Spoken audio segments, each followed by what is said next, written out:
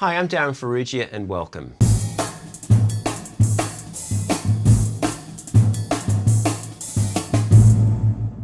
Back in 1989, I went to New York for the first time to take some lessons, and some of those lessons I got to have at the Drummers Collective, and I had lessons with the great drummer Marvin Smitty Smith, and Marvin took me through a whole bunch of different jazz independence exercises that I use today to teach my students, whether they're high school level students or college level students. I've gotten really great results with that stuff, but there was one exercise in particular that he taught me which I really loved and I have been getting a lot of mileage out of, and that's the one you heard me play at the start of this video. So let me explain what's going on. So I'm going to play an ostinato. Now, if you don't know what the word ostinato means, it's basically a repetitive pattern or a repeated pattern. So the ostinato consists of the jazz ride cymbal pattern with a break from tradition. Rather than playing the hi-hat on beats 2 and 4, we're actually going to play the hi-hat on every quarter note. So ride cymbal and hi-hat to begin with. 1, 2, a 1,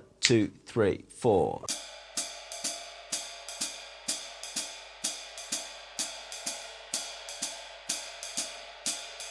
Then the next step is to add the left hand on the second and third note of every triplet. So basically 1 and 2 and 3 and 4 and.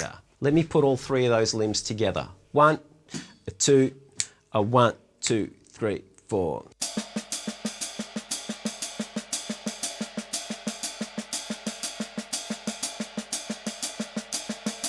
The effect that we're going for is basically to create this sort of locomotive triplet style feel between these two sounds. So if the snare drum is too loud, for example, or not loud enough, we lose the effect. It's important that you really aim to get those two sounds even in volume. Let me play that for you. 1, 2, a 1, 2, 3, 4.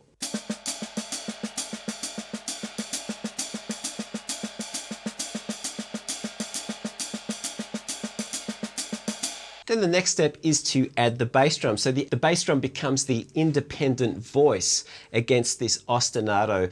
And the way it was taught to me, like lots of jazz independence exercises, is to use Ted Reed's syncopation exercise number 1. So let me play you the first 16 bars of Ted Reed's syncopation exercise on the bass drum with a swing feel, and I'm going to play that against this ostinato. I'm going to start with 4 bars of the ostinato up front before I add the bass drum.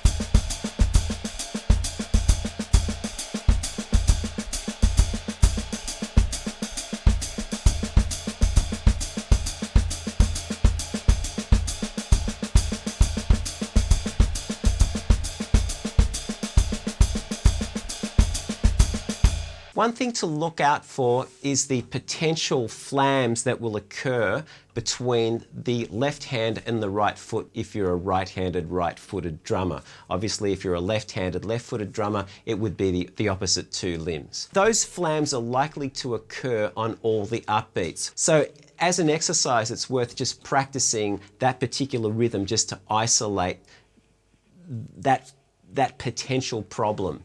1, 2, a 1, 2, 3, 4.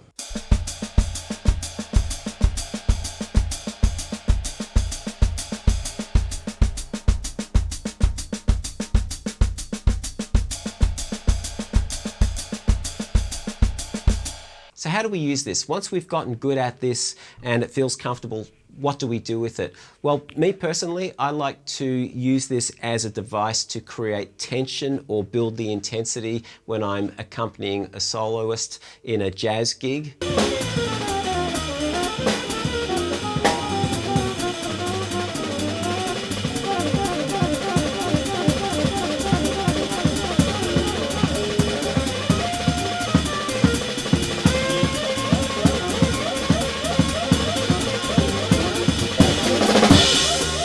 The other thing I like about this particular approach is that, you can actually get it up to a pretty decent speed.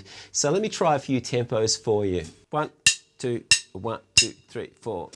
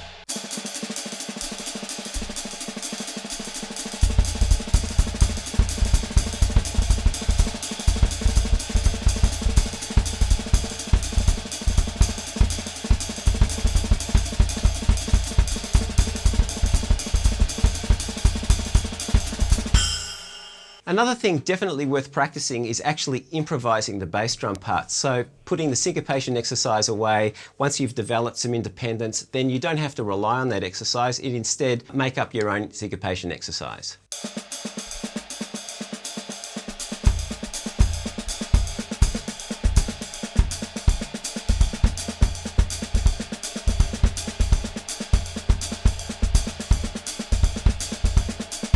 I was showing this stuff to a student just recently, and he said to me, oh, with this you could actually take that left hand and play it around the toms. I thought that was a really great idea, so I did a bit of practicing with this. So what I'm going to do now is I'm going to slow it down a little bit, and I'm going to play those left hand strokes between the snare drum, the first tom, and the second tom. That's going to sound like this. 1, 2, 1, 2, 3, 4.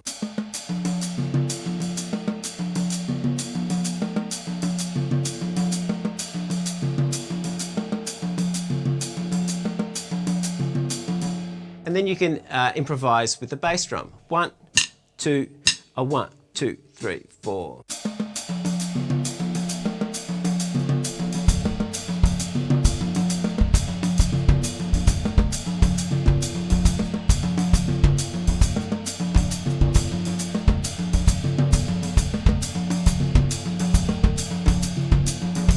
You can also add a different sound source to the hi-hat. So in this case, I've got a Rhythm Tech tambourine sitting on my hi-hat here. Now we've got this option for sounds.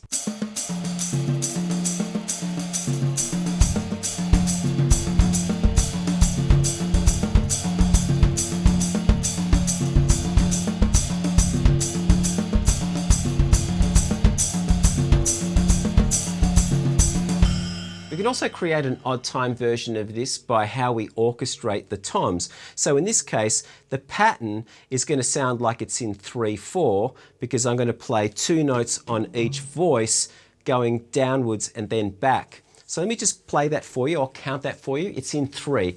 1, 2, 3, 1, 2, 3.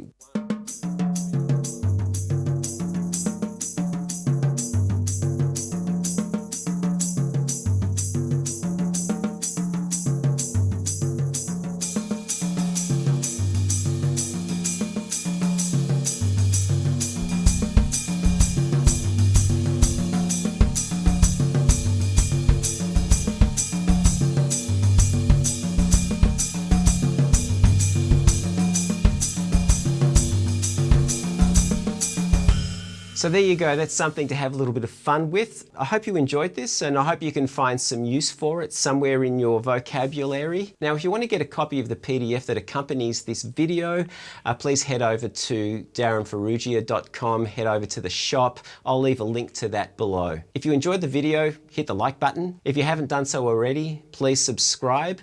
And remember to hit that notification bell so that you know when I've uploaded a video, which at this point in history is every week. Have a great week, have a lot of fun practicing this, and I shall see you next week. Take it easy.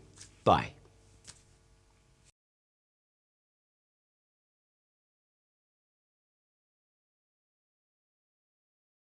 Oh, this is going to be very fast, this one.